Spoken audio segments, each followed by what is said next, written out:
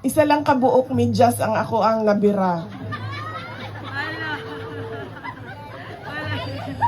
Ingana kasayong ang inyong event. Magandang araw sa inyo lahat. Sayuha ba ani? Uy, grabe. Kay malo mo, di ba? Nga dili ko nag-attend og fun run. Pero tungod kay naamo din tanan, naapod ko din.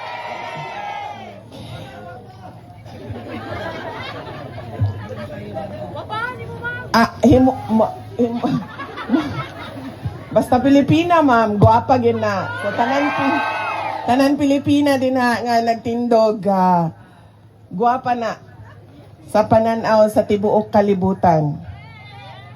For after all, sa Miss Universe, pila ka buok ang ato ang winners?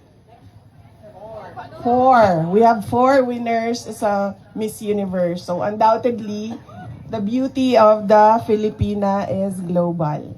No? Mubuon na lang nako ni kay musaka na ang adlaw. O niya, mga daot ang inyohang mga kutis. Yes, kung maabtan mo mag-jogging sa kabalo mo unsa kasayo ning inyohang event. Unang-una, wala na ko naligo. Pero nag-toothbrush ko ha. Nag-toothbrush ko. Wala na ko naligo.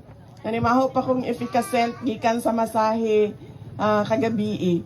Tapos, isa lang kabuok medyas ang ako ang nabira.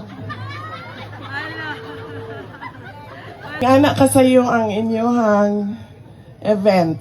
First off, I'd like to thank the organizers on Any Sunday Riders and to our partners, the Orangutri Triathlon Team. Congratulations sa inyong tanan mga organizers for keeping the spirit of bringing former President Rodrigo Duterte back home in the Philippines safely.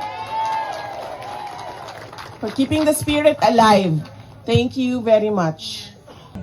8, 7, 6, 5, 4, 3, 2, 1! Enjoy the run! Baka nalimutan nyo. Our live and support Vice President Sara Duterte. Ay, tumatakbo yung oras! Maraming salamat. Thank you, Vice President.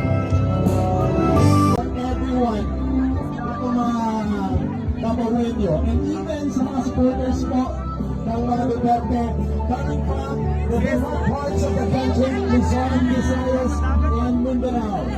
Thank you very much. And here is mentioned by our dear Vice President, let's keep on praying, hoping, crossing our fingers na makauwi na talaga si Tatay Digorte sa Pilipinas and especially here sa lungsod ng Davao. We miss him already, right? Runners together with their fur babies. I'd like to invite